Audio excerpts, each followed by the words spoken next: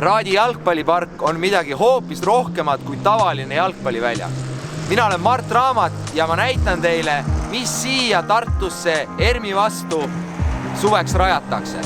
Jalgpall on Eesti number 1 spordiala ja selleks, et kõik sajad ja tuhanded inimesed ikka jalgpallimängul ära mahuksid, rajasime siia 120-kohalise autoparkla.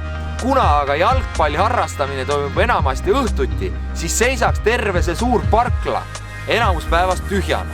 See ei ole ka üldse ratsionaalne ruumikasutus ja seetõttu rajasime parkla ja finantseerisime koos Replace OÜ-ga, kes sealsamas pargituka taga asuva hoone töötajatele saavad siin igapäevaselt parkimisvõimalust pakkuda. Raadi roheline jalgpallipark on Eesti esimene kliimaneutraalne staadion. Mis see tähendab?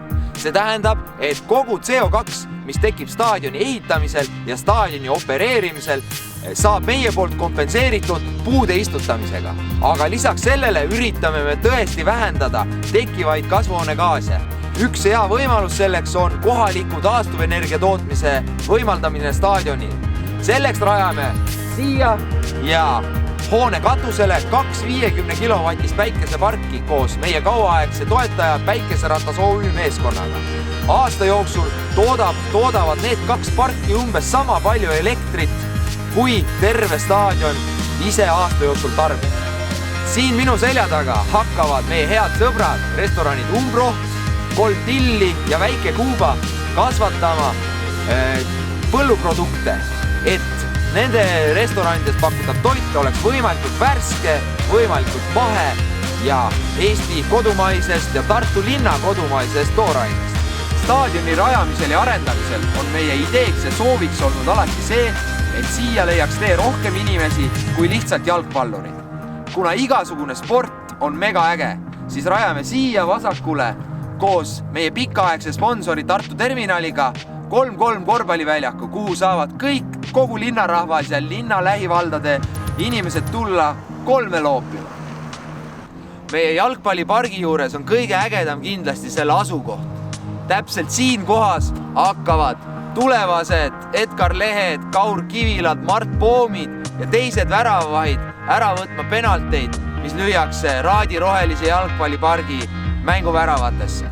Rajame siia täismõõtmetes kunstmuru väljaku, mis vastab kõigile FIFA kvaliteedistandarditele.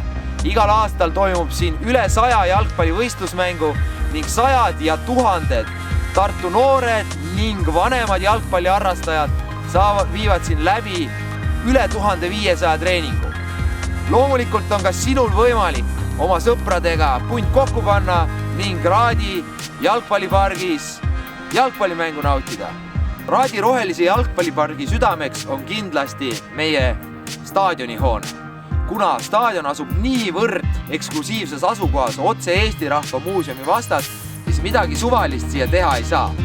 Seetõttu on ka meie tribüünihoonele välja töötatud täiesti ainulaadne arhitektuurne lahendus meie oma arhitekt Andres Lunge poolt.